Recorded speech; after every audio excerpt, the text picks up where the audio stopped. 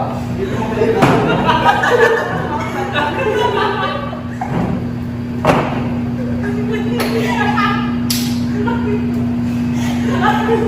Ayan na sila. Walang patulan.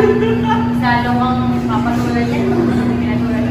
Pero ate, ilang ulit na nilang ginagawa yan. Ilang linggo na. Hindi ka ba naiinit ba? Wala kang magagawa. Pag ako yung pinangutok ng tao, alam mo yun. Tinuro ko sa'yo. Ay, ate, meron pa dati Sir Enrico. Okay, class, that would be all for today. Iiwanan kong bukas yung classroom nyo. Walang maghaharutan na. Goodbye, St. Elizabeth. May kamakain. Ang pangahaba ng pila sa babae. Mga kataman. Eh, sige na. Lupi ko. Anong si? I want to come get. Let's go! Tara. Ay, wait. Iiwan ko muna pang sarap. Ako din. Umpisa. Uy, titisay mo sa mga hindi pa natin. Ito, unahin natin yung post yung mga picture ni Bakda. Uy, walang password na po. Tara, sendin natin yung video. Si Brian. Matala na post namin natin mga videos nila. I-up naman natin Facebook nila. Saan dati yung post ulit? Gusto mo, baka mawala tayo ng mga judge ko dito. Okay na pre. Ano, tara, post na tayo?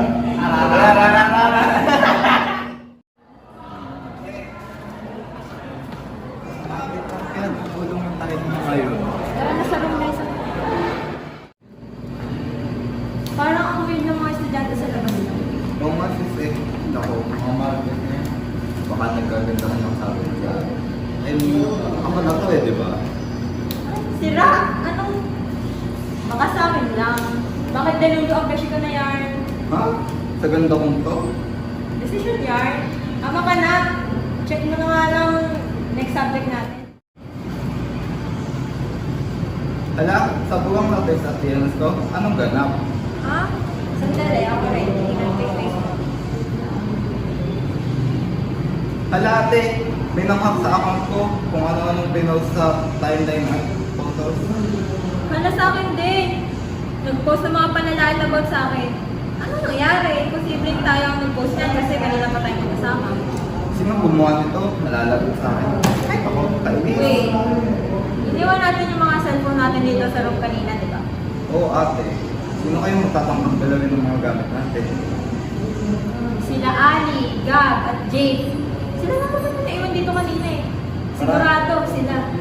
Tara ate, pacheck natin sa CCTV sa office.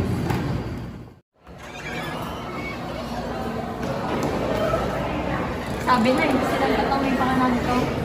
Eh, tatlo talaga na yan. Tuhang pumangin. Kaya tatlo talaga ha. Ano na naman itong pinagsisiraan sa amin?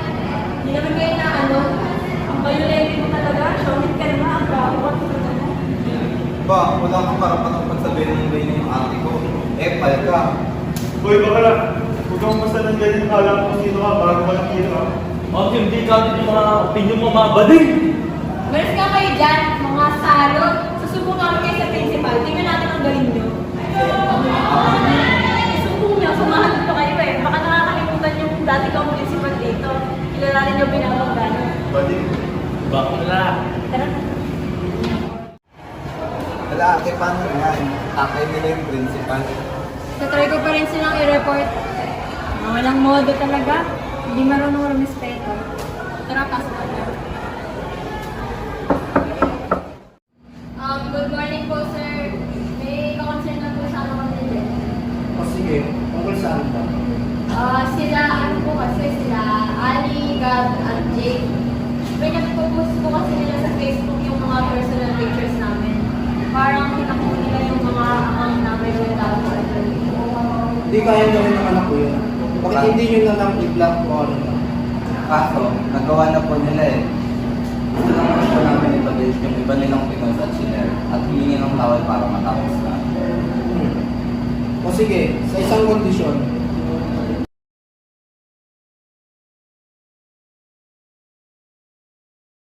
Ay, hindi po namin kayang gawin yan. Sir, pasensya na po. May respeto po kami sa inyo, pero mas lalong may respeto kami sa sarili namin. Hindi po namin kayang gawin yan kasi mahalaga po sa amin yung dignidad namin. At mga bata lang po kami. Sabing gawin nyo eh. Kung hindi, Sorry po talaga sir, alis na lang po kami. akin lang. Kapalit kayong dalawa ah. Wag po, sir. Grabe ang story no? Parang hirap pero ang galing paniwalaan. So, kamusta naman kayo magkapalit after ng mga nangyari? Ngayon po, Ma'am Charot, sariwa pa rin po sa amin yung mga nangyari. Kahit buwan na po yung nakalipas, naaalala pa rin po namin araw-araw, gabi-gabi, yung mga panghaharas na ginawa sa amin magkakapatid.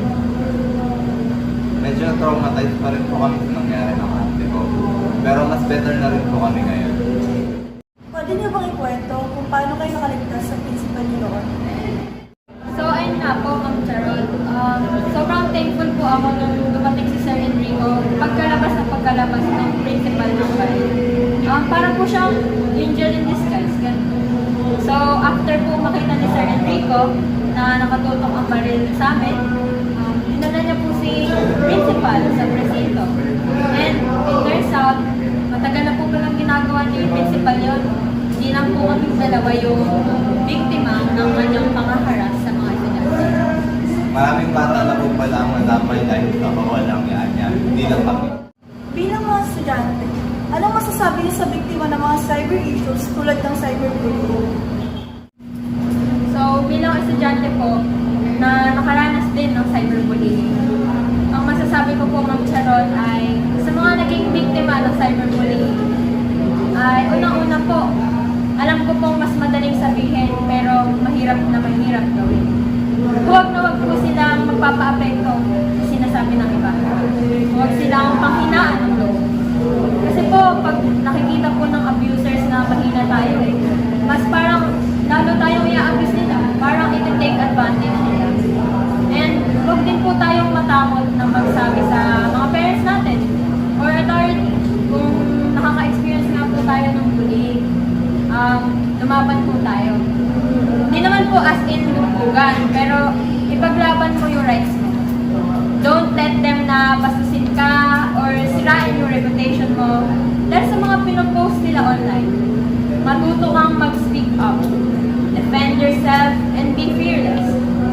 Lastly, dapat ka always come confident and positive. Kasi kapag nakita nila na mababa yung self-esteem mo, katulad nga po nung sinabi ko, lalo ka nilang sasaktan verbally. Bullies only have power if you let them. Mag-focus ka sa strengths mo and just ignore them. Focus on what you're doing and make them your motivation to do more. Bullying someone down will never help you reach the top. Kaya instead of bullying, let's focus on ourselves. For me naman po, ang masasabi ko sa mga biktima ng cyberbullying is don't ever let those bad experiences pull you down. Huwag na huwag mo nga hayaan na mawalan ka ng ability to pursue your dreams dahil sa mga ginagawa nila sa'yo. Kagaya nga po ng sinabi ni ate, gawin mo itong motivation to work harder. Don't let it na maging hindrance sa pagdamit ng mga goals mo. Ipakita mo kung sino ka at ipakita mo kung ano ka. Sabi nga po ni Taylor Swift, people throw rocks at things that shine. Hindi natin may iwasan na yung mga tao na hindi na sa atin pababa. Possible na ginagawa nila ito dahil sa English, insecurity at iba pang reasons. Pero take note na you never need to think about sa mga pinagkasado nila sa'yo or kung bakit nila nasabi yun.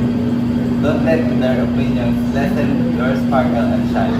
And isa pa po, you can't control what other people say or do.